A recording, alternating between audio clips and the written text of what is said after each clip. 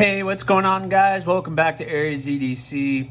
Today, I'm going to be talking about kind of the journey you go on as a collector, and sometimes you get to the point where you have to let some things go, and that's where I'm at.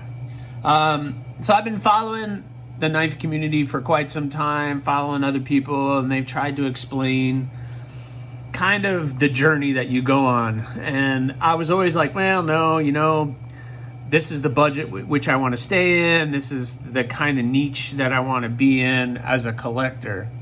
And then your collection starts to grow, and then you get to the point you're looking at knives, and that's where I'm at now. So I'm at the point where I look at the collection because I have my collection on display in my home. And I have a certain section, I built this display, and I have everything out on display that for knives that I enjoy, and then some knives I've put away that are keepsakes or something that I'm just not ready to get rid of, but they never end up in my pocket. I want something, if I'm gonna use it, I wanna be able to grab it and go. I don't wanna go through boxes and Pelican cases and everything else. So I'm looking at the collection, I was looking at the knives here on the table, and I have decided that it's time to let them go. They're not ending up in my pocket. I'm not using them, and quite frankly, I want to try to get some revenue so I can buy something that I've been really wanting that's technically way out of my price range for what I am. But I think you get to that point as a collector that you look at your collection and you're like, okay, these are fantastic. I bought them for a reason. They met that need for a little while, and then this other thing that I thought was completely out of reach, if I was able to sell some of my things, I can replace it with this other thing. And as much as I would like to keep them in that collection, but if they're not getting used and I'm not throwing them in my pocket and they're there to look at, and as much as I do enjoy looking at them, I think this other thing that I want to get would be more important. So I think as a collector, you get to that point. Maybe, I don't know, maybe you guys feel differently, but that's where I am at. So I bought all of the knives on the table for a reason, because they fit a little niche, and we're going to talk a little bit about them. The first one I want to talk about is I don't know how you want to say that.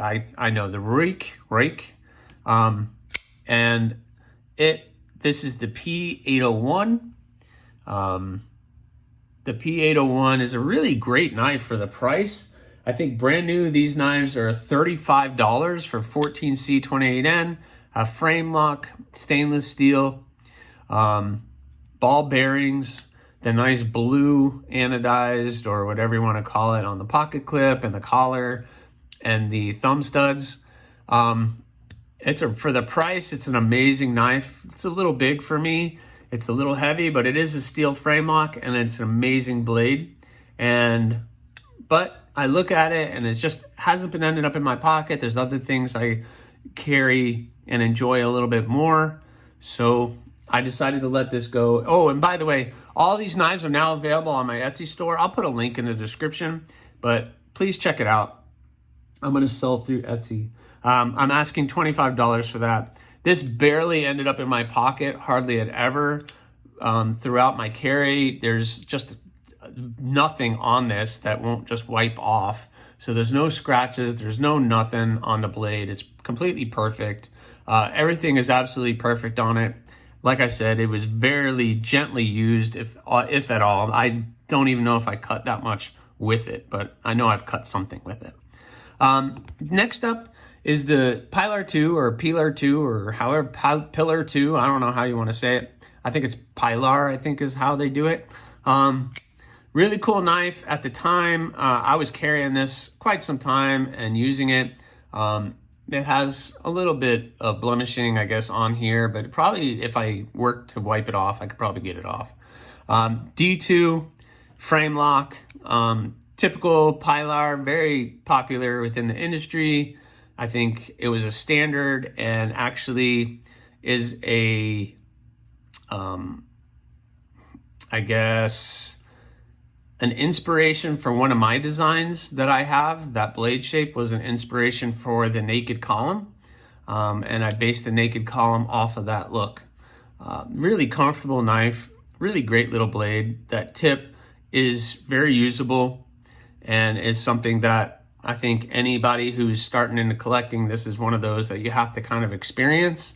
So this one is available. I guess is the DLT or whatever black coated blade, black G10, and the frame lock that it is.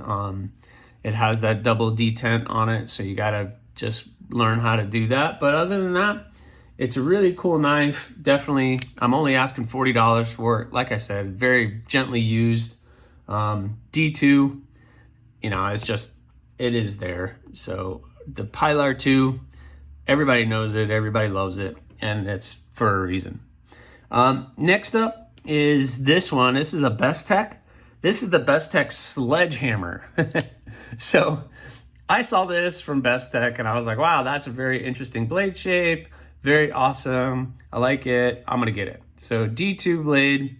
It has like, I don't know, sheep's foot-ish kind of thing going on up here. It's almost like a pry, but it is sharp up there. That's actually sharpened, so you can actually puncture. Very interesting shape. Black micarta, very smooth, very comfortable. Liner lock. Very great action on this thing. It's very fidgety. The frame lock or the liner lock is very accessible to get in there. And again, Bestech does a really good job. So this is a really cool knife. I'm asking $45 for this one. Again, this barely ended up in my pocket. It was just on the shelf for a long time before, and I'm just not using it. So it's time to send it off. Maybe you'll enjoy it more than I do. So that's the Bestech Sledgehammer. Next up is the Sencut Scepter. This one is one that I actually customized. They called it the OD Green, but it was kind of like Coyote Brown, micarta. And I ended up dyeing it purple. And I think the purple with that nice kind of acid etched stonewash look on it is a really cool color combination. These are very fidgety. They have the flipper, you have the thumb studs, very user friendly, excellent little EDC blade, nice and thin, excellent blade shape. You know, Sencut, Civivi, they're a big fan of mine. That deep pocket clip, now that is a deep carry pocket clip. Look, it almost comes up past, that thing goes deep in your pocket. So excellent little blade that I customized, and the customization came out really good. I'm only asking $30 for this one, even though it's customized, because, you know, it's brand new. I don't remember what they go for, but they're right around that price too, right around $30, $29. So, you know, I'm asking pretty much brand new, but this thing is like brand new. The blade has no scratches on it, nothing. I barely ever carried this thing. I customized it. It ended up in my pocket like all of them did. So they might have little scratches on the bill of the clips. But other than that, they're absolutely perfect. I barely ever did anything with them. Last up is the Fox Knives Baby Core Mini from Vox. Italian made for N690 is the blade steel. Nice wire clip, deep carry again, liner lock. You have plenty of access to it. Small little blade, but you can still do reverse flick. You can still thumb flick it. Great little action. They're calling that a drop point, but I don't know why they would call that a drop point. That's more of a sheep's foot to me. Super sharp, and Fox Knives does a really amazing job. Brand new, this is a $120 knife. I'm asking $110. Again, you see the blade. There's no scratches. There's nothing on it. There's just a couple little tiny scratches on the clip, but other than that, this thing is brand new in the box, basically. I have all the boxes, everything that comes with it. Sorry for hitting the camera. But I think it's that time that I start letting things go and continuing my journey onto something that might bring me a little bit more joy than these guys did. Although this is very difficult for me, guys. It is very difficult for me to let go of them, but I think it's time. And it's going to be sad to see them go out the door, but hopefully they go out to one of you guys that enjoys it a little bit more than I do and will carry it a little bit more often. But I didn't want them to just be shelf queens. I try to use everything that I own, and these just have been sitting there, and I just pick other things. But I think it's time to let them go so I can get something that I've been really catching, that really caught my eye, really something that I've been really wanting, and it's that time. So please check out the Etsy store. Please subscribe, like, leave a comment, or not. That choice is yours.